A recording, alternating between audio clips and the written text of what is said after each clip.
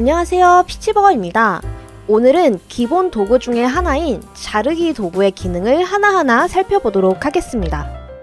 자르기 도구를 그냥 자르는 용도로만 쓰셨던 분들은 이 기능 강의를 통해서 더 편하게 포토샵의 기능을 사용하실 수 있을 것 같습니다.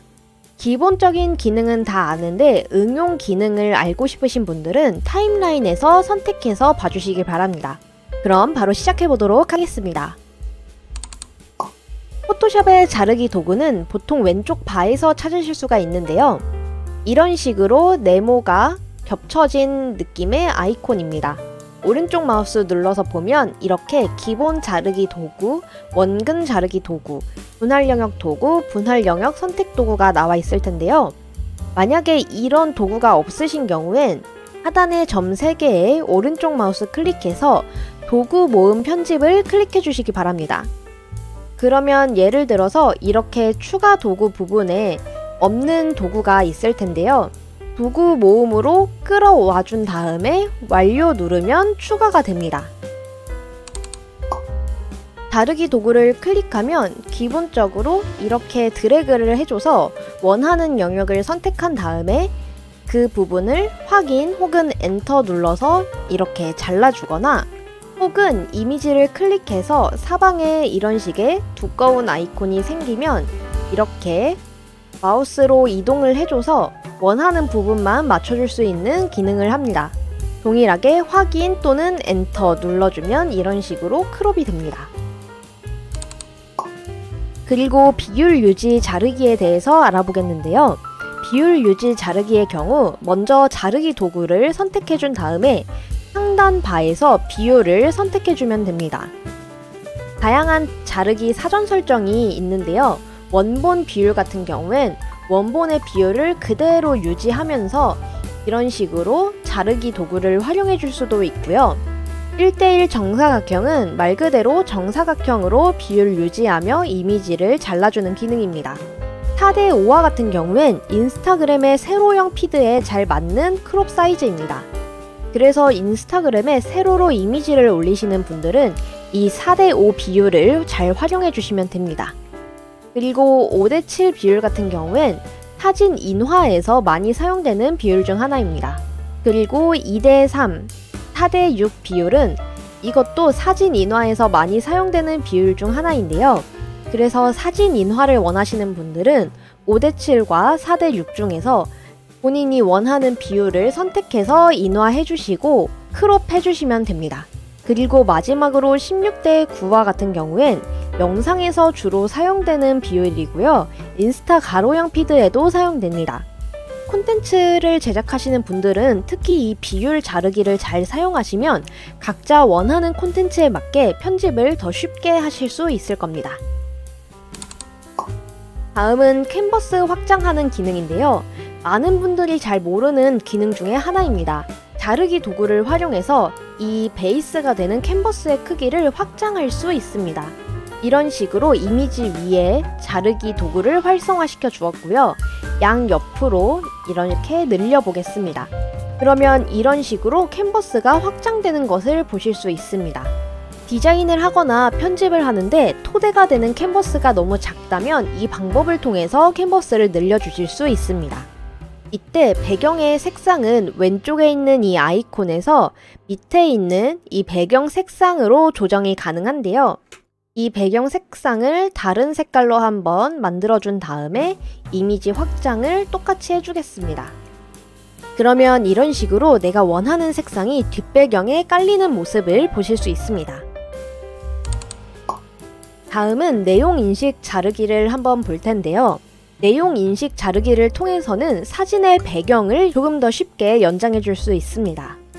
이 내용 인식 자르기는 상단 바에서 7부분을 확인해 주시면 되는데요. 기본값인 배경은 아까처럼 캔버스 확장에 사용이 가능하고요. 풍성형 확장으로 한번 만들어 보겠습니다. 이런 식으로 영역을 확장해 준 다음에 확인을 클릭해 주겠습니다. 그러면 이런 식으로 프롬프트를 입력하는 창이 나옵니다.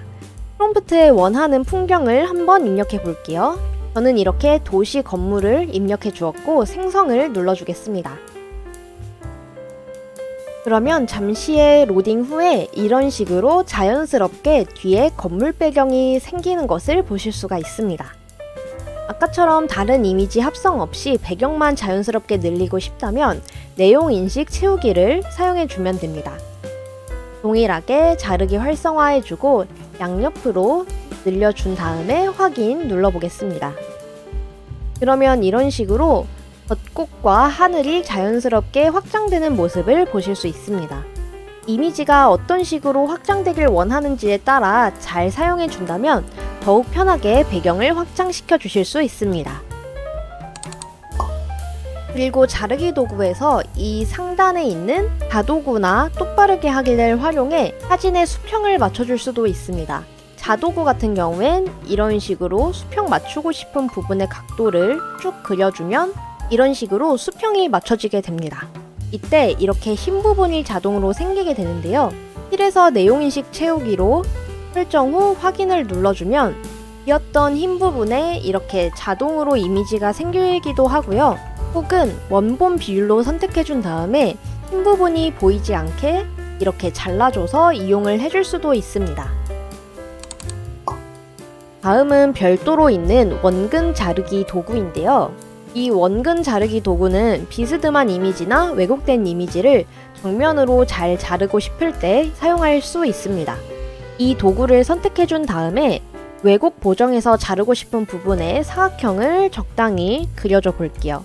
그러면 이런 식으로 네모난 모양이 활성화가 되는데 마우스 이용해서 이 꼭지점을 정확하게 맞춰줘 보도록 하겠습니다. 이런 식으로 맞춰준 다음에 엔터나 상단에 확인을 클릭해 주시면 이런 식으로 왜곡이 보정된 자르기를 진행할 수 있습니다. 그리고 또 다른 자르기 도구인 분할 영역 도구를 한번 알아보도록 하겠습니다. 이 도구 같은 경우엔 포토샵에서 여러 이미지를 잘라서 저장할 때 큰 도움이 되는 도구입니다. 예를 들어서 이런 이미지가 있을 때 각 아이콘을 하나씩 따로 저장하고 싶을 경우 이 도구를 사용할 수 있습니다. 기본적으로 이런 식으로 마우스 드래그해서 하나하나 영역을 지정해 줄 수 있습니다. 이렇게 정렬이 잘 되어 있는 경우에 보기에서 안내선, 새 안내선 레이아웃 클릭해 준 다음에 이런 식으로 열과 행을 선택해서 안내선을 그려줍니다. 확인을 클릭해 주고요. 이 분할 영역 도구 들어와서 안내선에서 분할 영역 만들기 클릭을 해주면 이런 식으로 쉽고 빠르게 각 영역을 분할해 줄 수 있습니다. 이런 식으로 아이콘을 저장하거나 혹은 쇼핑몰 상세 페이지를 분할할 때도 많이들 사용하는 기능 중 하나입니다. 이때 파일 저장은 조금 다르게 해줘야 되는데요. 파일에서 내보내기, 웹용으로 저장, 그리고 여기에서 JPG 혹은 PNG 선택해 주시면 되는데 배경이 투명인 이미지는 PNG로 선택을 해주시기 바랍니다. 이렇게 설정을 하고 저장을 한번 해볼게요. 그러면 이런 식으로 아이콘 하나하나 저장이 된 모습을 보실 수 있습니다.